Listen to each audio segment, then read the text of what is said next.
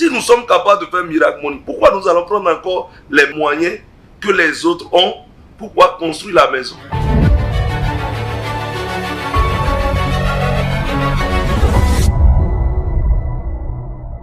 Tu ne la connais pas. Tu ne la connais pas. Est-ce que Douala ne peut pas acclamer le Dieu qui fait ces miracles? Mon Dieu va envoyer un ange te visiter après ce matin. Amen. Mon Dieu va envoyer un ange te visiter après ce matin.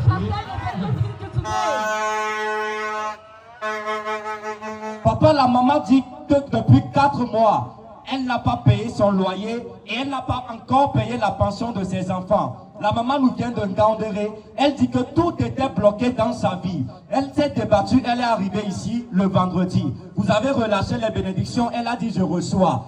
Pendant qu'elle sortait, elle dit qu'elle était en train de se cacher pour que la pluie ne la mouille pas. Et elle a croisé une dame. Et la dame s'est rapprochée d'elle. La dame a demandé qu'est-ce que je peux faire pour toi.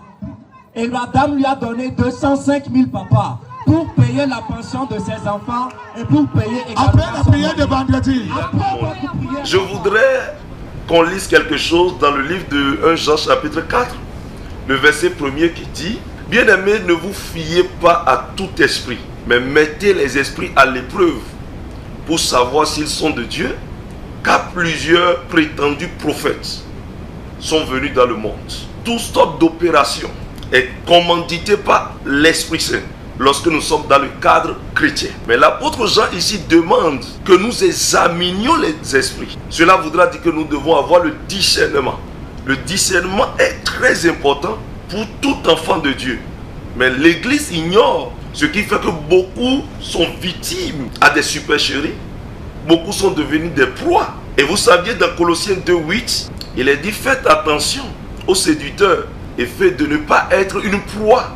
Je ne limite pas Dieu. La dimension dans laquelle vous placez Dieu, c'est à la limite de cette dimension que Dieu opérera dans votre vie. Toutes sortes de miracles. Mais laissez-moi vous dire, Dieu vit sur des principes que lui-même s'est établi. Dieu n'aime pas enfreindre ses propres principes. Et vous saviez bien, dans le livre de 2 Thessaloniciens 3, le verset 10, il est recommandé à l'homme de travailler. Et s'il ne travaille pas, qu'il ne mange non plus. C'est un principe établi depuis l'origine de la création. Ce qui fait que lorsque Dieu a mis Adam et Ève dans le jardin d'Éden, il les a recommandés à travailler le jardin. Et au moment où ils ont connu la déchéance, il est dit: ils mangeront les fruits de leur sueur. Ça veut dire que depuis la nuit des temps, Dieu a établi le principe du travail. Et c'est pour cela, dans Deutéronome 28, il dit: si vous obéissez à l'Éternel votre Dieu, vos allées seront bénies et vos retours seront bénis.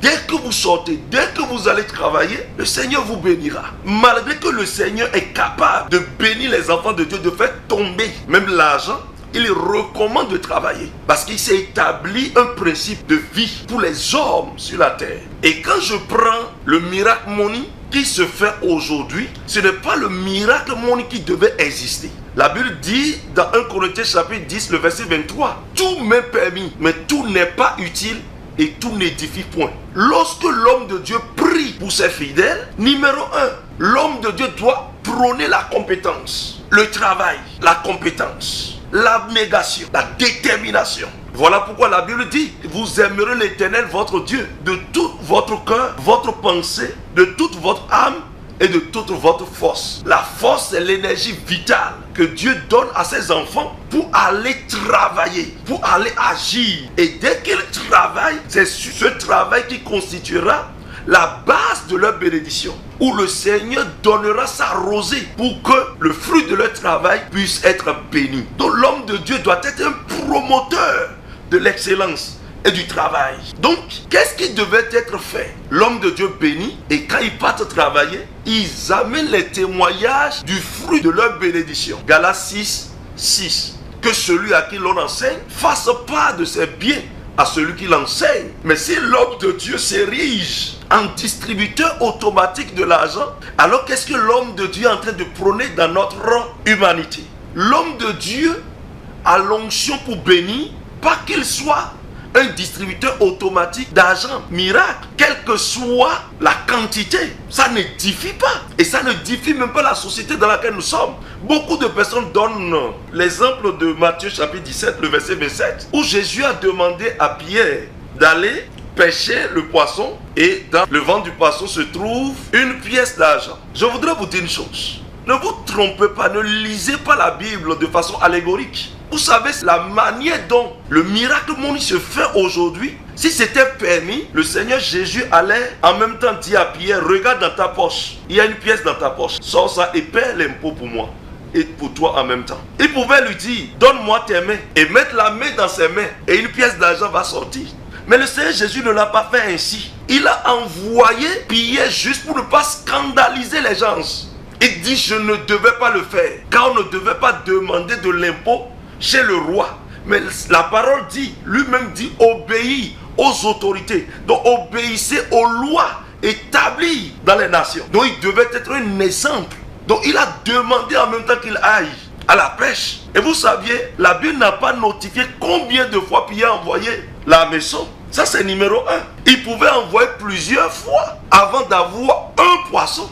Et c'est dans ce poisson qu'il y a la pièce. Il pouvait aller une seule fois, il lance et puis il attrape le poisson. Supposons qu'il est parti et puis une seule fois, il a attrapé. Sachez bien qu'il est parti travailler. La pêche est un travail. Donc c'est dans le travail qu'il trouve la pièce. Vous allez comprendre une chose, que Jésus n'a pu répéter ce genre de miracle. Pourquoi? Il enfreint un principe de vie que le Seigneur a établi. Dieu n'aime pas enfreindre ses propres principes.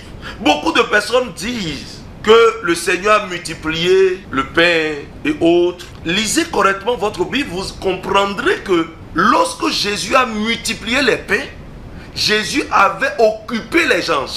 Pendant une journée, les gens étaient fatigués et ils étaient dans un désert où il n'y avait pas de supermarché, il n'y avait pas de boutique, il n'y avait même pas de restaurant pour que les gens puissent se nourrir. Alors les hommes se sont vus limités. Il y avait 2 poissons, il y avait du pain. C'est-à-dire quoi, les gens avaient quelque chose. Et c'est ça, il a multiplié. Mais même si ces gens n'avaient pas le pain et que le Seigneur le fait de façon miraculeuse, vous devez savoir une chose, que les gens étaient limités. La main des hommes était courte. Le miracle intervient lorsque tout espoir est perdu. Lorsque les hommes sont limités, Dieu vient au secours de l'humanité. C'est pour ça qu'on crie, on dit miracle. Et sachez bien, c'était une foule immense. Mais Jésus les a nourris. Et ça les a suffi. Et les petits morceaux qui sont restés n'ont pas été jetés, mais on a pris soin de ça. Ça, c'est un signe de l'abondance. Ce n'est pas mi-saison. Non, c'est un déplacement surnaturel de boulangerie. Permettez-moi le terme.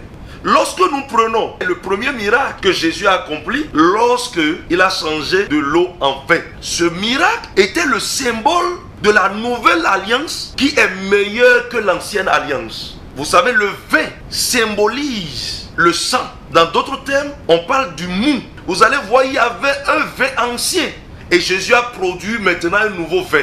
Et ce vin a été meilleur que l'ancien. C'est le symbole de la nouvelle alliance qui est meilleure, douce, agréable, gracieuse que l'ancienne.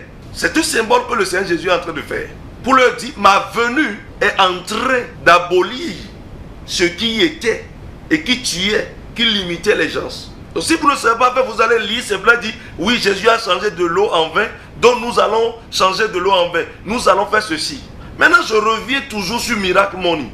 Lorsque beaucoup de personnes disent que ouais, des gens qui étaient dans le besoin et qui n'avaient rien sur eux et qui trouvent 1000 francs, ils seront heureux. Je suis d'accord qu'ils seront heureux. Mais la majorité de ce qui se passe, vous verrez des gens qui ont les moyens aussi de recevoir les 3500. C'est là que vous devez étudier. C'est là que vous devez avoir un esprit plus éveillé. Si c'est uniquement que les démunis de dernier rang. D'ailleurs, vous saviez bien qu'il y a une loi dans toute nation. Et que lorsqu'on voit de l'argent sur son compte, lorsqu'on voit de l'argent qui ne nous appartient pas, nous sommes susceptibles d'aller déclarer avant de faire usage. Si nous ne le faisons pas, nous pouvons écoper jusqu'à 5 ans de prison dans les républiques. Si je viens sonner la sonnette d'alarme, sachez que des mesures étaient susceptibles d'être prises Vous voyez quelqu'un qui est dans un prado à l'aise, mais qui reçoit 3000 francs. De vous à moi, le discernement oblige que tu saches que pourquoi Dieu lui envoie 3000 francs à une telle personne. Mais il y a des démunis déjà fatigués qui n'ont même pas trouvé de pure water, qui n'ont rien reçu. Vous allez me parler de la foi? Non, le miracle money, ce n'est plus la foi de ceux qui reçoivent. C'est la foi de l'homme de Dieu qui distribue. Ben, c'est lui qui s'est érigé en distributeur automatique. Soyons sérieux. Je ne suis contre personne. Vous allez voir les premiers qui ont commencé Miracle Money. Il y avait d'autres au Canada, d'autres en Afrique du Sud, d'autres au Congo. Quand les gens pensent que j'incrimine ceux qui sont au Bénin. Non, c'est un fait généralisé. Mais vous allez voir plusieurs d'entre eux ont abandonné cela. Qu'ils vous souviennent dans ce monde, des gens chargeaient leur portable par le Saint-Esprit. Et c'est en ce moment que Miracle Money était en vogue. Mais aujourd'hui, ils ne le font plus. Si c'était réel, une onction, un office, ça va perdurer. Au niveau de ces aînés qui le faisaient, pourquoi ils ont abandonné? C'est parce qu'ils savent que ça n'édifie pas. Et je suis homme de Dieu. Je ne suis pas venu mettre à nu les supercheries dans les églises. Parce que ça n'arrange pas l'évangile. J'ai trop de preuves. J'ai des gens qui se sont plaints. J'ai des gens qui ont été victimes. Vous savez bien, ceux-là qui sont avec vous aujourd'hui peuvent ne pas être avec vous demain. Et ils diront tout ce que vous aviez fait. Tous les complots que vous vous êtes organisés. J'ai entendu beaucoup de je ne suis pas venu dénigrer. C'est parce que ça va trop toucher. Si je fais sortir les vérités, je dis comment ça se passe. Tout, c'est-à-dire le monde sera choqué. Je suis dans le miracle. Donc beaucoup ont abandonné. Les serviteurs de Dieu sont là. Dès que leurs frères tombent, ils doivent les relever en les corrigeant.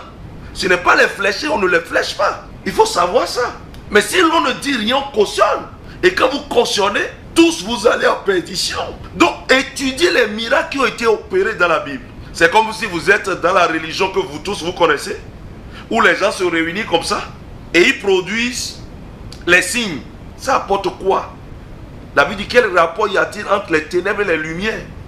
Si nous prenons le monde, parce que quelqu'un a donné l'exemple, Satan multiplie de l'argent, oui. Pourquoi Dieu ne peut pas multiplier? Vous pensez que Dieu est comme ça? Ça veut dire que vous ne connaissez pas encore la nature de Satan. C'est pas parce que les gens du monde le font que c'est permis aussi chez nous de faire une telle chose. Nous incarnons la morale.